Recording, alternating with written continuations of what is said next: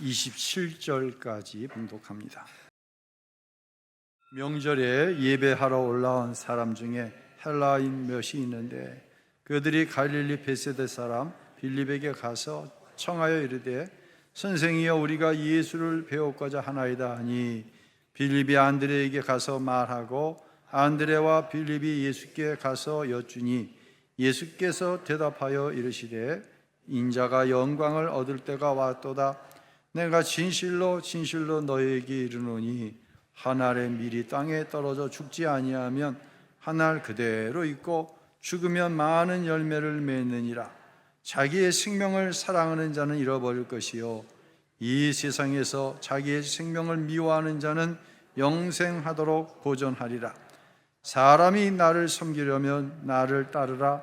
나 있는 곳에 나를 섬기는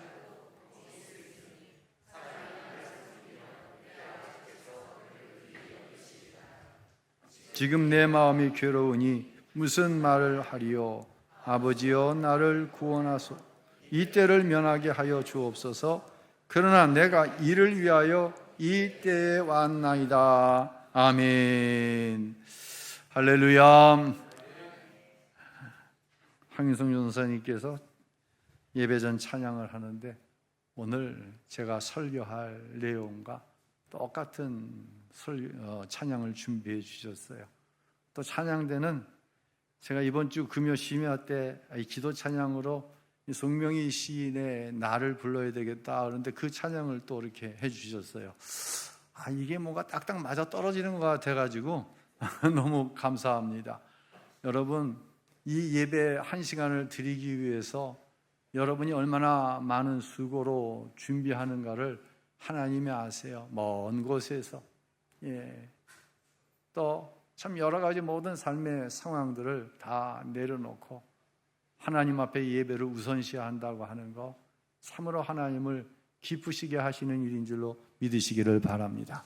하나님을 기쁘시게 하는 자를 하나님이 반드시 축복하여 주실 줄로 믿습니다.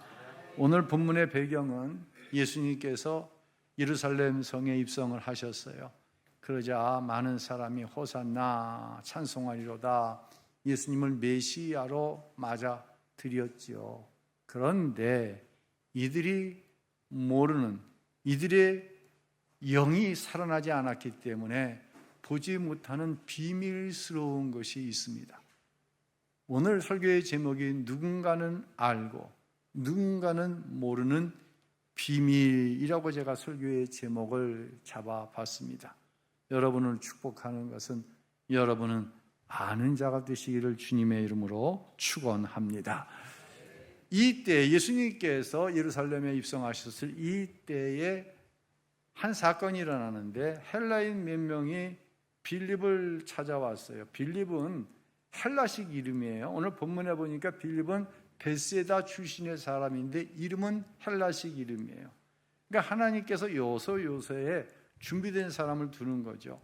헬라인들이 와서 예수님을 뵙고자 하는데 빌립이라고 하는 헬라식 이름을 가진 사람이 있으니 접근하기가 쉬운 거예요. 부탁하는 거예요. 우리가 예수님을 좀 배웠으면 좋겠습니다. 이렇게 해서 예수님을 만나게 됩니다. 이 헬라인들을 만났을 때 예수님께서는 매우 특별한 이야기를 하십니다. 뭔가가 전환점이 되어지는 터닝 포인트가 되어지는 그런 얘기를 하시는데 바로 오늘 본문 23절에 나와요. 예수께서 대답하여 이르시되 인자가 영광을 얻을 때가 왔다라고 얘기합니다. 영광을 얻을 때, 이 영광은 우리가 잘 알죠.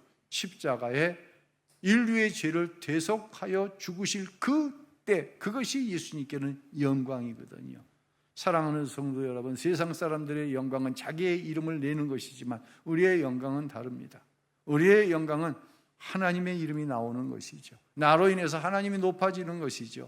그런 성도를 하나님께서 높이시는 줄로 믿으시기를 바랍니다. 이때 예수님께서 획기적인 이야기를 하신 거예요.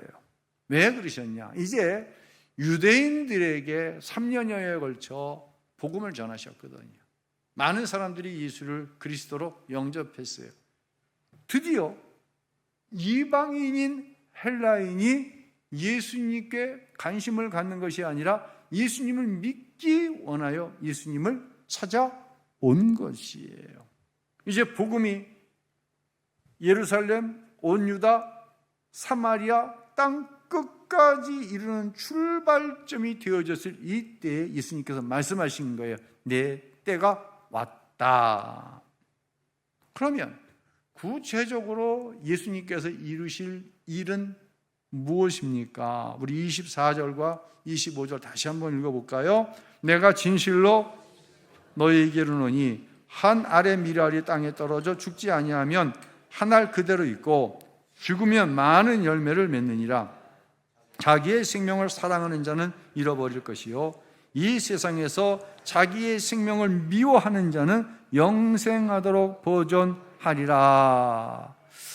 이 말씀을 우리는 한 알의 밀은 예수님이야, 예수님이 죽으심으로 많은 영혼이 구원함을 얻었어, 이렇게 이제 해석을 이해를 합니다. 맞는 얘기죠. 맞는 얘기입니다. 그럼 혹시 여러분은 예수님께서 하신 이 말씀이 나 혼자 십자가에 죽을 테니 너희는 그 사실을 믿기만 하면 돼, 이 말씀이라고 생각하시나요? 어떻게 생각하시나요? 예수님이 십자가에 죽으셔, 그래서 내가 구원받았어. 맞는 얘기예요. 예. 믿으면 구원받아요. 구원을 위해 내가 해야 할 일이 있다 없다? 내가 더 이상 해야 할 일은 없어요. 예수님께서 십자가에서 완전한 구원을 이루셨어요. 우리는 그 사실을 믿으면 구원받습니다. 그렇게 우리는 구원받았습니다. 그런데 말이에요. 그런데 말입니다. 누군가는 아는데 누군가는 알지 못하는 비밀이 있어요. 바로 26절에 말씀하십니다. 우리 함께 읽어볼게요. 사람이 나를 섬기려면 나를 따르라. 나 있는 곳에 나를 섬기는 자도 거기 있으리니. 사람이 나를 섬기려면, 즉 예수를 믿는다는 건 뭐예요? 예수님을 따르는 거예요. 나를 따르려거든 어떻게 하라? 자기 십자가를 지고 나를 쫓을 것이니라 말씀하셨거든요. 나 있는 곳에 나를 섬기는 자도 거기 있다. 예수를 믿는 자는 어디 있어요? 예수님과 함께 있는 거예요. 예수님과 어디 함께 있어요? 우리가 있어야 될 자리는 십자가라는 사실이에요. 이때 누리는 것이 뭐예요? 바로 십자가의 영광이다. 세상으로는 알 수 없는 영광이죠. 여러분, 이 영광을 알고 누리고 있으면요, 신앙생활이 쉬워집니다. 신앙생활이 쉬워진다는 것은 범사에 하나님 중심, 하나님 우선이 되어지는 거예요. 누군가에게는 이게 쉬운데 누군가는 아직도 숙제를 푸는 마음으로 하나님을 섬기고 있다고 한다면 이 비밀을 누군가는 인격적으로 받아들이고 있는데 누군가는 머리로는 믿지만 아직도 내 전 인격적으로 하나님 중심적인 삶을 살아들이지 못하고 있다는 거예요. 제가 여러분 개인에게 왜 주일 안 지키냐 이런 얘기 절대로 안 합니다. 아마 왜 주일 안 지켜요? 이런 얘기는 지난 주일 왜 못 나왔어요? 염려되니까. 하지만 왜 권사가 돼서 집사가 돼서 주일 안 지켜요? 저한테 그런 얘기 들어보신 적 없을 거예요. 왜 권사가 되고 집사가 돼가지고 온전히 11조 안 해요? 저에게 그런 얘기 들어보신 적 분이 한 번도 없을 거예요. 왜 제자양육 참석 안 해요? 제가 개인적으로 이렇게 말 한 분은 아무도 없을 거예요. 왜인 줄 아세요? 다 소용없는 이야기이기 때문이에요. 억지로 떠밀려 하는 것은요, 한 번은 할 수 있어요. 두 번도 할 수 있어요. 그런데 억지로 떠밀려 하는 것은 절대로 우선순위가 되지 못해요. 사람은요, 다 같아요. 사람은요, 내 마음이 가는 것을 우선순위로 삼아요.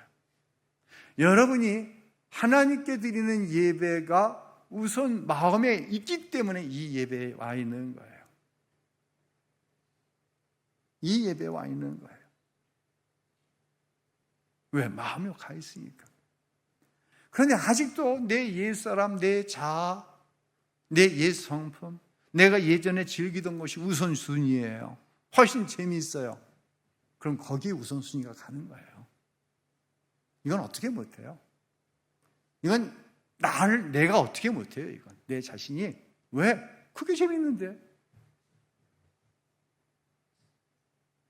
거기에 온갖 관심이 가 있는데.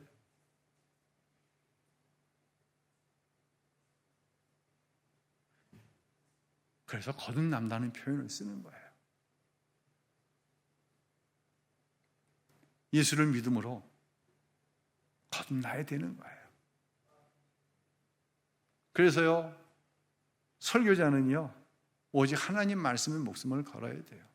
왜냐하면 하나님의 말씀만이 내 우선순위를 바꿔요. 하나님 말씀만이 내 관심사를 바꿔요. 그래서 로마서 10장 17절에 이렇게 말씀하잖아요. 그러므로 믿음은 뭐에서 나요? 들음에서 나요. 뭘 들음에서? 그리스도의 말씀을 들으면서 나는 거예요. 믿음은. 잔소리, 고압적인 태도, 목사의 권위로 권하는 거, 이걸 가지고 사람 바뀌지 않아요. 오늘 예수님께서는 이제 이 한 알의 밀알이 땅에 떨어져 썩으면 많은 열매가 맺는다라는 비유의 말씀을 이렇게 직역을 하십니다. 25절 우리 함께 읽어보겠습니다. 자기 생명을 미워하는 사람은 영원히 그 생명을 보존할 것이다. 역설적이에요. 생명을 미워하면 생명이 보존된다고? 아니 도대체 무슨 말이에요? 자기 자존감을 좀 망가뜨리라는 얘기예요? 자기 스스로를 비하하라는 얘기예요? 자기 가치를 스스로가 인정하지 말라는 얘기예요? 여기서 말하는 자기 생명은 헬라어로 푸시케라고 하는 단어인데 하나님 없이 살아가려는 타락한 인간의 자아, 이게 푸시케, 자기, 자아, 이 표현이에요. 즉 하나님이 내 인생의 주인공이 아니라 내가 내 인생의 주인공인 거예요. 세상 사람들은 이런 저런 것을 죄라고 얘기합니다. 그런데 거듭난 그리스도인에게 있어서 죄로 깨달아지는 건 그런 게 아니에요. 내 삶의 주인이 하나님이 아니라 내가 되어져 어떤 생각을 하고 말을 하고 행동하는 거, 이걸 우리는 죄로 깨달아지고 이것이 안타까운 것이에요. 예. 이제 많은 그리스도인들이, 여기서 많은 그리스도인들이 이런 표현 좀 하지 말고 내가 신앙생활 하면서 늘 한계에 부딪히는 게 있어요. 내가 거듭난 그리스도인이고 목사인데 여전히 누군가를 미워하는 거, 용납하지 못하는 거, 어떤 문제 앞에서 염려와 두려움의 막 나를 짓누르는 거예요. 그건 저는 좀 소심해요. 그래서 어떤 문제가 생기면 염려와 두려움이 커요. 예. 그런데 사실 이것이 어찌 보면 아직도 그 문제의 해결이 나에게 있다고 하는 짐을 스스로가 짊어짐으로 두렵고 염려가 되어지는 것이거든요.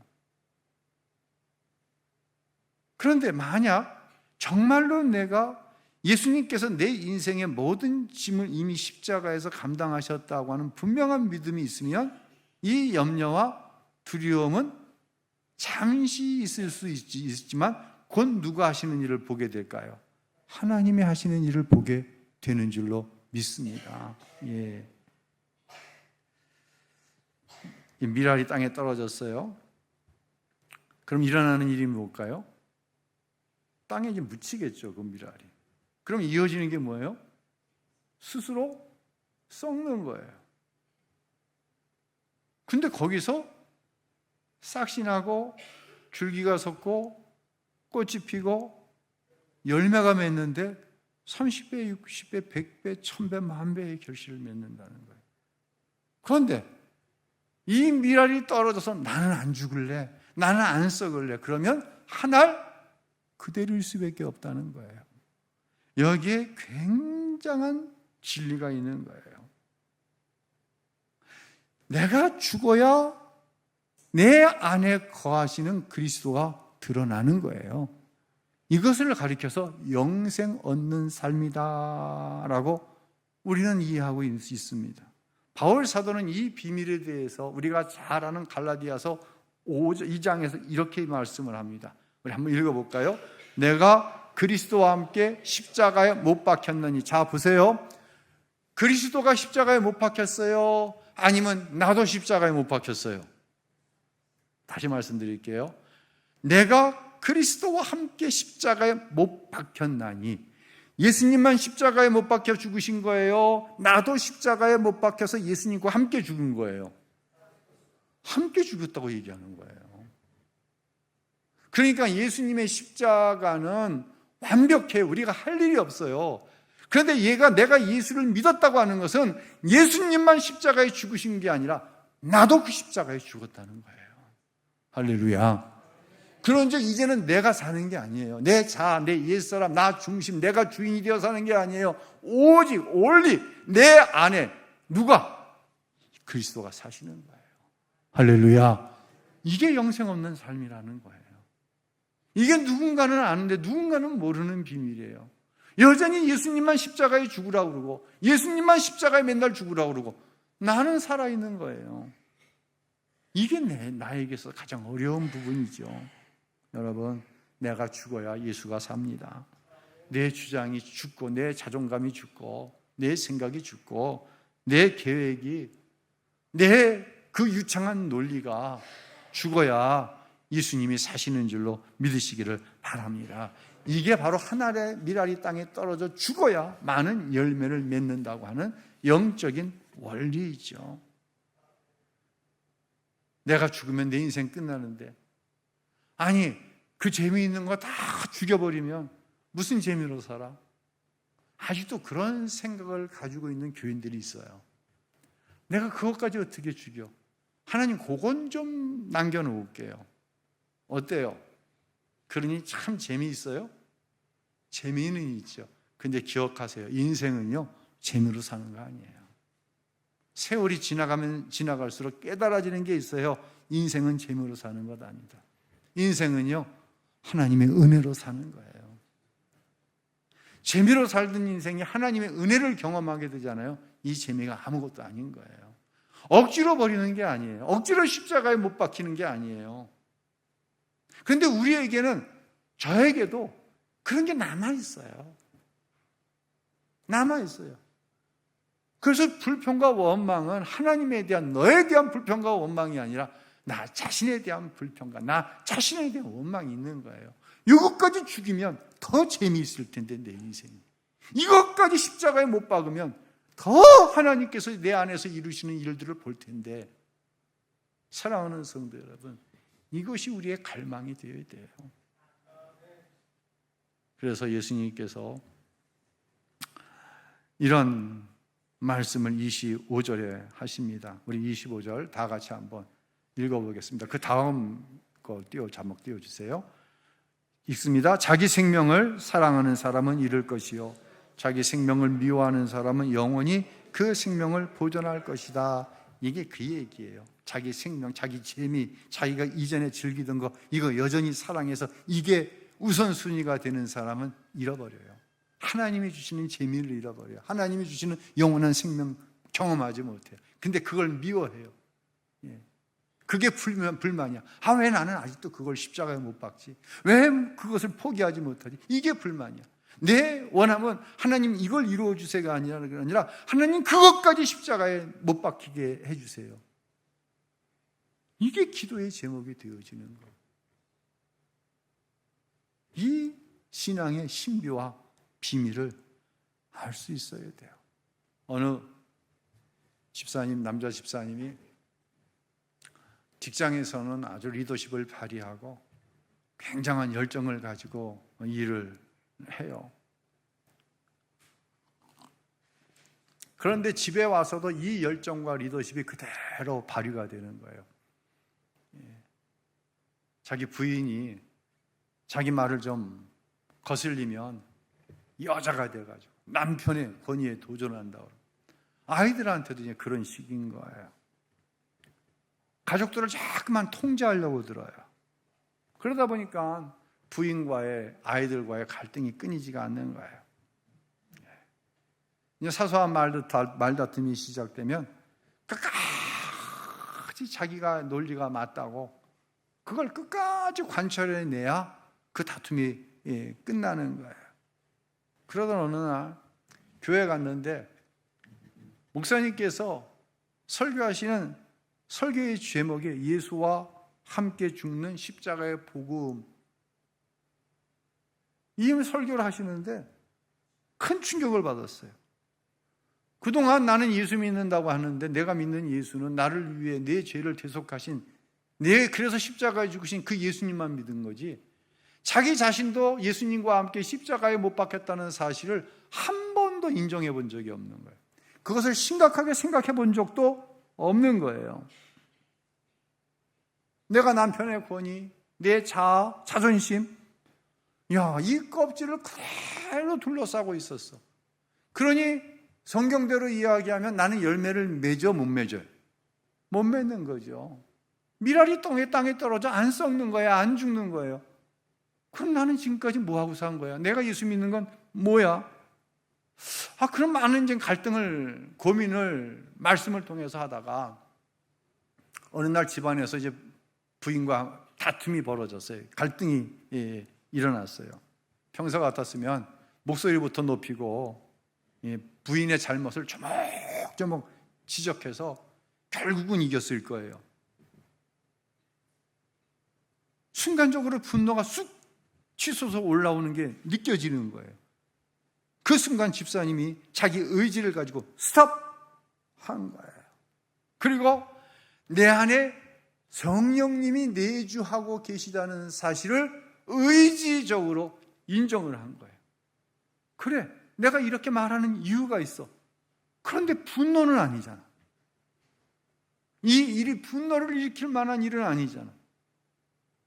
내 안에 누가 도대체 이 분노를 일으키는 것이지? 짧은 순간이지만 그 정체가 깨달아졌어요. 그리고 그 순간 성령님을 바라봤어요. 그리고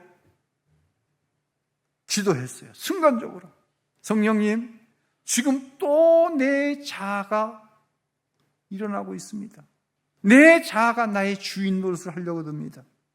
나는 이미 십자가의 예수님과 함께 죽었는데, 이 자존심 부리는 나는 이미 죽었는데 이것이 다시 살아납니다.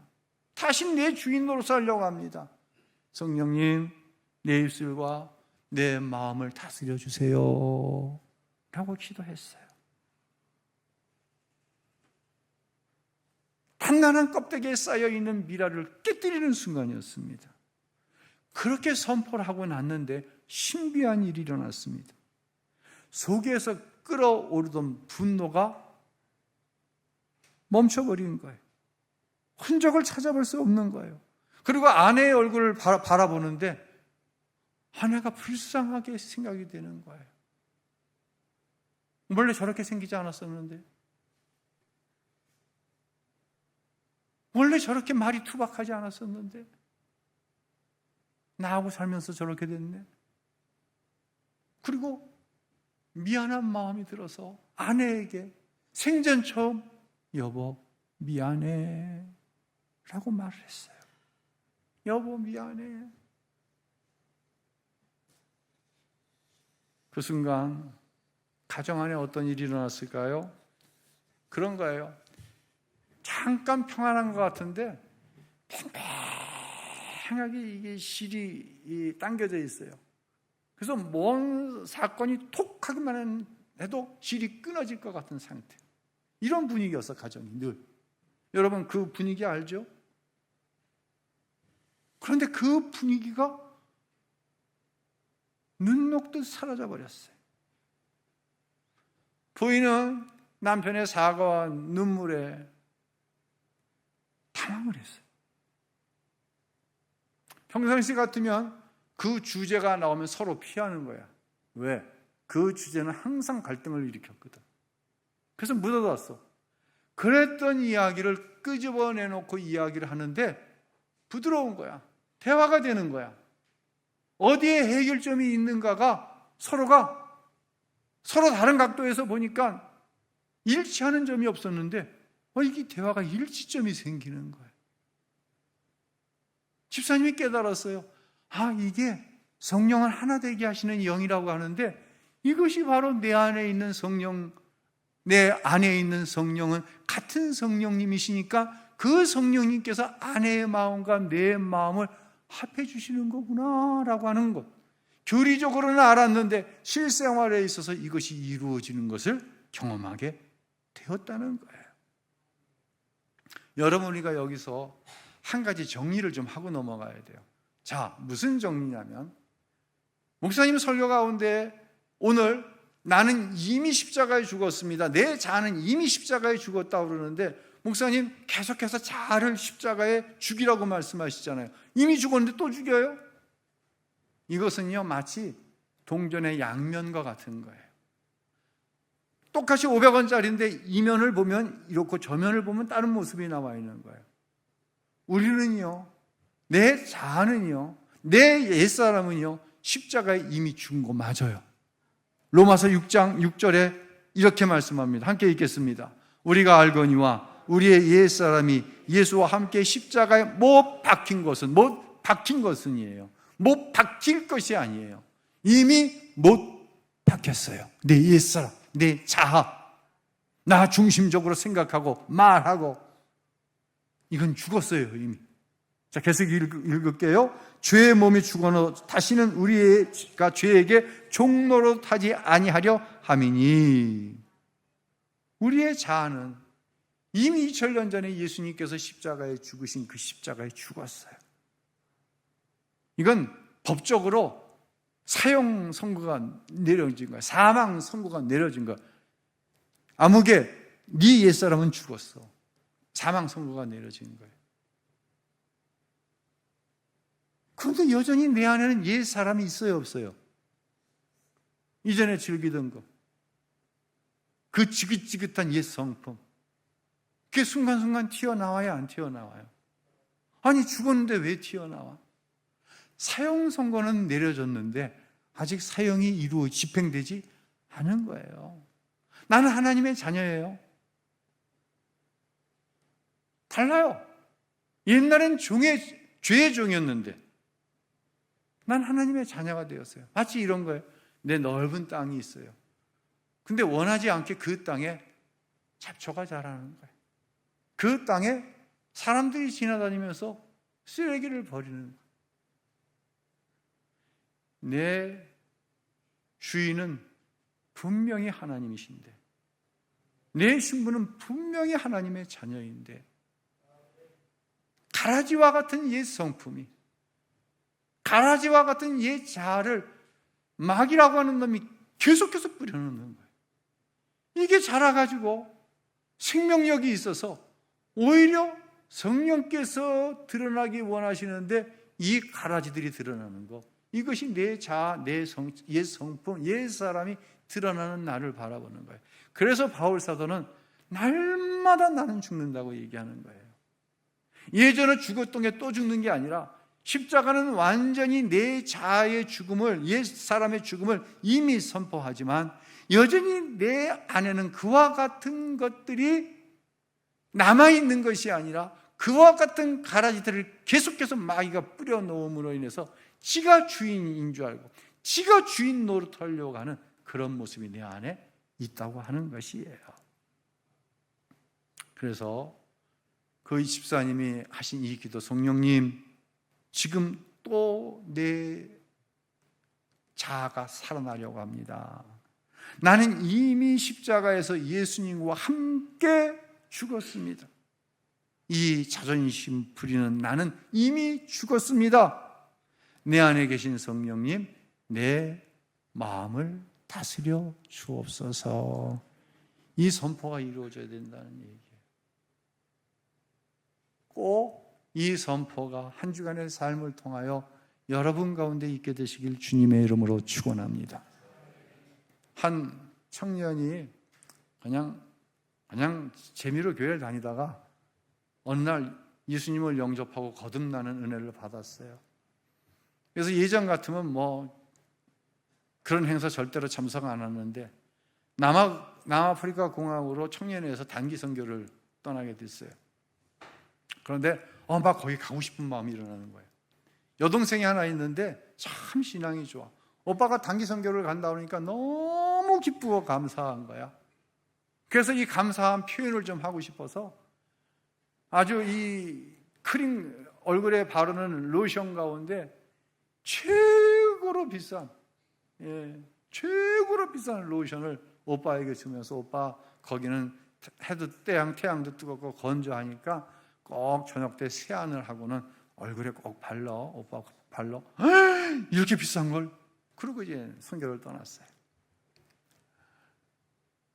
선교지에 도착해서 2명이 한 방을 사용하는 거죠. 이제 교회 안에서 이제 친하게 지내던 사람이 이제 룸메이트가 된 거죠. 이제 저녁을 먹고 방에 올라와서 잠깐 하나님 앞에 하루를 돌아보며 기도를 하는데 하나님께서 이런 마음을 주시는 거예요. 얘야, 그 동생이 준 비싼 로션 룸메이트하고 같이 써. 그러니까 기쁜 마음으로 친구야, 하나님이 이거 내 동생이 이 사준 아주 비싼 크림이거든, 로션이거든. 근데 하나님이 너랑 같이 쓰래. 친구가 너무 좋아하는 거예요. 그리고 이제 들어가서 이제 먼저 친구가 세안을 하고 나오고 자기도 들어가서 이제 세안 얼굴을 씻고 그리고 나왔는데 어떤 일이 벌어지고 있냐면 이 친구가 로션을 어디에만 바르는 로션이야? 얼굴에만 바르야 되는 로션인데 이 로션을 얼굴에도 바르고 목에도 바르고 팔에도 바르고 난리가 난 거야. 이렇게 푹푹 퍼가지고. 그러니까 마치 내 살점이 잘라져 나가는 것 같아. 막 승질이 나는 거예요. 하나님은 저놈에게 이 로션을 같이 쓰게 하라고 이게 막 불만이 생기고 다음 날이 됐어요. 또 이제 하루 일과를 마치고 기도하는데 하나님이 뭐라고 그러시냐면 아주 줘라 그러시는 거예요. 아니 이걸 어떻게 줘? 어저께도 내가 승질이 나고 혼났는데 근데 이걸 거부할 수가 없어갖고 야 하나님이 이 로션 너 주라고 하시네. 야 이거 너 가져. 그리고 세안을 하고 나왔는데 어떤 일이 벌어지고 있냐면 그 친구가 이 로션을 요만큼을 덜어가지고 얼굴에다가 콕 쥐어갖고 이러고 바르고 있는 거야. 왜? 지 거니까. 아까워가지고. 이 로션을 준 친구는 어때? 편안하게 그 로션을 해가지고 얼굴에 잘 바르고 하나님이 이래서 이 로션을 통째로 주라고 그러셨구나. 누구를 위해서? 그 친구를 위해서가 아니라 나를 위해서. 여러분 이게 나라고 하는 존재예요. 이게 내 자아예요. 그래서 하나님은 나로 하여금 날마다 십자가에 내 자신을 내려놓게 하시는 거예요. 이걸 나는 못해요. 나는 절대로 못해요. 나는 이미 십자가에 죽었고 예수님의 영인 성령이 내 안에 계시기 때문에 그 성령께서 때로는 감동을 주시고 때로는 감화를 하시는 거예요. 그래서 그 다툼이 그 분노가 일어나는 순간 잠시 동안 기도하게 하시는 이도 성령님이시고 아내의 얼굴을 바라볼 때에 나 때문에 고생해서 저렇게 무너졌네, 저렇게 투박해졌네 말투가, 아내를 향해 미안해 라고 하게 하시는 이도 성령님이시고 할렐루야. 이때 내가 살아나고 내 가정이 살아나고 이런 사람을 통해 영적인 돌봄 사역이 일어나는 것이에요. 내가 잘하는 것 가지고 영적 돌봄이 이루어지는 게 아니라 나는 십자가에 이미 죽었습니다. 이 선포를 날마다 할 때 내 남편이 불쌍하니 내 남편을 위해서 진심으로 영적 돌봄의 사역을 이루기 위한 기도가 나오는 것. 교회 안에서, 가정 안에서 이 일이 일어날 때 진정한 하나님의 나라를 우리가 경험하게 되는 줄로 믿으시기를 바랍니다. 그래서 예수님께서 오늘 말씀의 결론을 35절, 36절에 이렇게 말씀하고 계십니다. 우리 한번 읽어볼까요? 예수께서 이르시되 아직 잠시 동안 빛이 너희 중에 있으니 빛이 있을 동안에 다녀 어두움에 붙잡히지 않게 하라. 너에게 아직 빛이 있을 동안에 빛을 믿으라. 그리하면 빛의 아들이 되리라. 아멘. 예수님이 빛입니다. 예수님은 어둠을 이기는 빛으로 이 땅에 오셔서 예수님은 승천하셨지만 예수의 영인 성령이 내 안에 빛으로 비춰주시는 거예요. 그래서 보게 되는 거예요. 어두움 속에 내 자아, 내 이 잘난 자존심, 이것을 보게 하고 이것 때문에 내 영이 어두워져 있다는 사실을 빛 대신 예수의 영인 성령께서 깨닫게 하실 때 우린 이 빛 가운데로 성령의 인도하심을 따라 살아가는 거예요. 이것을 가리켜서 예수님과 동행하는 삶이라고 우리가 표현하는 것이고, 이 삶이 바로 이 땅에서 누리는 영생 얻는 삶인 줄로 믿으시기를 바랍니다. 이런 성령의 권능이 삶의 터전을 향해 나아가는 사랑하는 성도 여러분 모두의 심령과 삶 위에 충만하게 나타나게 되시기를 예수님의 이름으로 축원합니다.